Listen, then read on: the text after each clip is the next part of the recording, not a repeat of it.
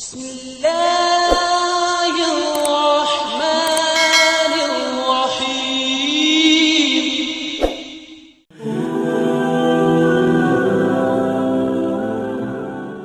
Sahabat, ada satu ayat dalam Al-Quran yang tidak dibuka dengan ancaman, tidak diawali dengan peringatan azab, tetapi justru dimulai dengan kelembutan, kasih sayang, dan nama Allah Subhanahu wa Ta'ala. Ayat ini pernah membuat sebuah kerajaan besar tunduk, bukan karena pedang, bukan karena pasukan, melainkan karena kalimat tauhid yang dibacakan dengan penuh keyakinan. Jika hati anda sedang lelah, jika hubungan anda dengan sesama terasa berat, jika rezeki anda seakan tertutup, atau jiwa anda merindukan ketenangan, maka dengarkanlah dengan hati yang hadir. Boleh jadi Allah Subhanahu wa Ta'ala sedang mempertemukanmu dengan ayat Sulaiman. Bismillahirrahmanirrahim. Assalamualaikum warahmatullahi wabarakatuh. Syukur alhamdulillah kita masih dipertemukan kembali di channel ini. Salawat dan salam selalu dan tetap tercurahkan kepada junjungan kita Nabi besar Muhammad sallallahu alaihi wasallam. Allahumma sholli ala sayyidina Muhammad wa ala ali sayyidina Muhammad. Harapan dan doa saya, semoga hari ini Allah lapangkan rezeki kita, Allah ampuni dosa-dosa kita, panjangkan umur kita dalam keberkahan, dan semoga kita semua diwafatkan dalam keadaan beriman. Dan jangan lupa sahabat, tuliskanlah salawat di kolom komentar. Insya Allah itu akan menjadi tanda cinta kita kepada Rasulullah sallallahu alaihi wasallam, dan semoga kita semua mendapat syafaat beliau di hari akhir nanti. Amin ya rabbal alamin. Sahabat beriman yang dirahmati Allah, pada kesempatan ini kita akan merenungi satu ayat yang masyhur di kalangan para ulama tafsir dan ahli hikmah, yaitu ayat Sulaiman. Bukan sekedar membaca lafaznya, tetapi memahami maknanya, sejarahnya, serta kaifiat pengamalannya sebagaimana disampaikan dalam tradisi keilmuan Islam. Tapi sebelum kita lanjutkan, jangan lupa untuk like video ini, subscribe channel ini, dan aktifkan lonceng notifikasinya agar sahabat tidak ketinggalan kajian kami berikutnya. Jangan ragu untuk menuliskan doa dan hajat sahabat di kolom komentar. Insya Allah doa-doa tersebut akan kita aminkan bersama, dan semoga Allah Subhanahu wa Ta'ala segera mengabulkan setiap permohonan baik kita. Rasulullah sallallahu alaihi wasallam bersabda, doa seorang muslim untuk saudaranya tanpa sepengetahuannya akan dikabulkan. Di atas kepalanya ada malaikat yang ditugaskan. Setiap kali ia mendoakan kebaikan untuk saudaranya, malaikat tersebut berkata, amin, dan engkau pun mendapatkan yang semisalnya. Hadis riwayat Muslim. Maka mari kita saling mendoakan, semoga Allah mudahkan segala urusan kita di dunia maupun di akhirat. Amin ya rabbal alamin. Sahabat beriman, ayat Sulaiman tidak dapat dipisahkan dari keagungan kalimat Bismillahirrahmanirrahim. Dalam beberapa riwayat disebutkan bahwa Al-Quran terdiri dari 6.666 ayat. Sebagian ulama hikmah memberikan isyarat bahwa seluruh makna dan rahasia Al-Quran terkumpul dalam surah Al-Fatihah, dan rahasia surah Al-Fatihah terkandung dalam kalimat Bismillahirrahmanirrahim. Kalimat ini terdiri dari 19 huruf.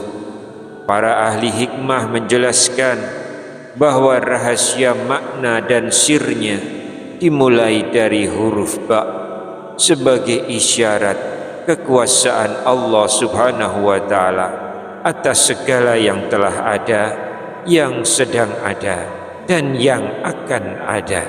Karena itulah setiap ayat yang diawali dengan Bismillahirrahmanirrahim memiliki kelembutan, kekuatan, dan pengaruh yang dalam bagi hati manusia.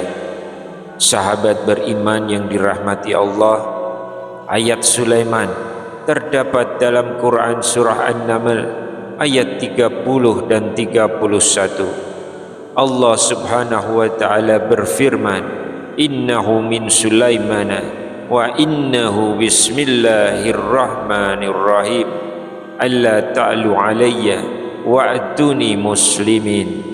Maknanya adalah sesungguhnya surat itu dari Sulaiman, dan sesungguhnya isinya adalah dengan nama Allah yang Maha Pengasih lagi Maha Penyayang. Janganlah kamu berlaku sombong terhadapku, dan datanglah kepadaku sebagai orang-orang yang berserah diri. Sahabat beriman, ayat ini bukan sekedar bacaan. Ia adalah bagian dari kisah besar dalam sejarah kenabian.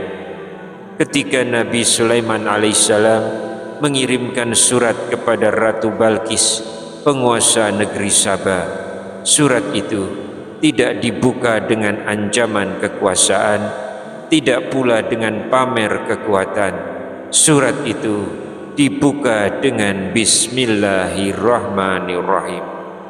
Dan justru dari kalimat itulah hati Ratu Balqis terguncang.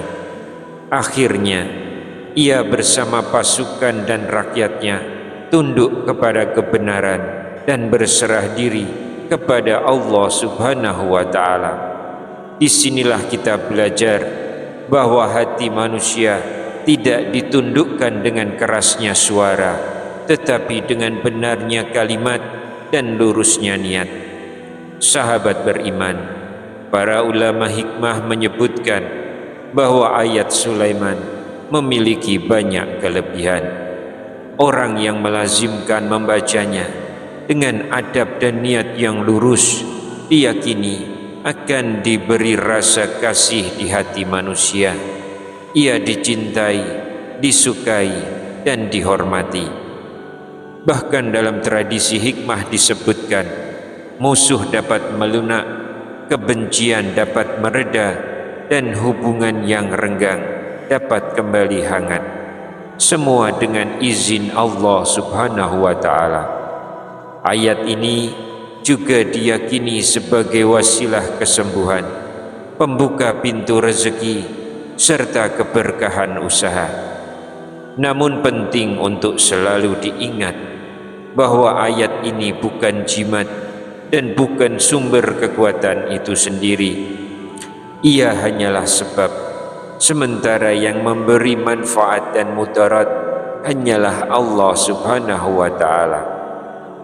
Sahabat beriman, dalam kitab-kitab hikmah dijelaskan bahwa pengamalan ayat Sulaiman dilakukan dengan tertib, adab, dan ketenangan hati. Pengamalan ini dimulai pada malam Ahad, lebih utama lagi Ahad pertama di awal bulan Hijriah, dilaksanakan pada tengah malam, diawali dengan solat sunnah tahajud atau solat sunnah taubat. Setelah itu membaca istighfar sebanyak 7 kali, kemudian membaca solawat kepada Nabi Muhammad sallallahu alaihi wasallam sebanyak 7 kali. Setelah itu bacakanlah hadarah singkat sebagaimana berikut ini. ila hadaratin nabiyyi Muhammadin sallallahu alaihi wasallam wa ila alihi wa sahbihi ajma'in wa ila hadaratil malaikatil muqarrabin wa ila hadarati khuddami hadhil ayati syarifah wa ila hadarati nabiyyillahi Sulaiman alaihissalam wa ila hadarati nabiyyillahi Khidir alaihissalam wa ila ruhi al-imamil kabir wal hakimi syahir Abil Abbas Ahmad bin Ali al-Buni rahimahullahu ta'ala wal ajzana illa muntaha syai'in lillahi ta'ala. Al-Fatihah. Setelah membaca hadrah tersebut, dibacakanlah surah Al-Fatihah 1 kali. Barulah setelah itu ayat Sulaiman dibaca sebanyak 313 kali. Innahu min Sulaimana wa innahu bismillahirrahmanirrahim alla ta'alu alayya wa'tuni muslimin. Pengamalan ini dilanjutkan selama 7 hari 7 malam. Setiap selesai sholat fardu, ayat ini dibaca 21 kali. Dan setelah masa penghataman selesai, dianjurkan untuk tetap istiqomah sesuai kemampuan. Sahabat beriman, ketika hendak keluar rumah, ayat Sulaiman dapat dibaca 3 kali atau 7 kali. Kemudian ditiupkan ke kedua telapak tangan dan diusapkan ke wajah. Niatkan agar siapapun yang memandang kita diberikan rasa kasih sayang dan kelembutan. Dalam urusan perdagangan, ayat Sulaiman dibaca 100 kali selama 3 malam. Setiap 10 kali bacaan ditiupkan ke dalam air dengan niat memohon keberkahan usaha. Pada malam ketiga, air tersebut dipercikkan di tempat dagangan.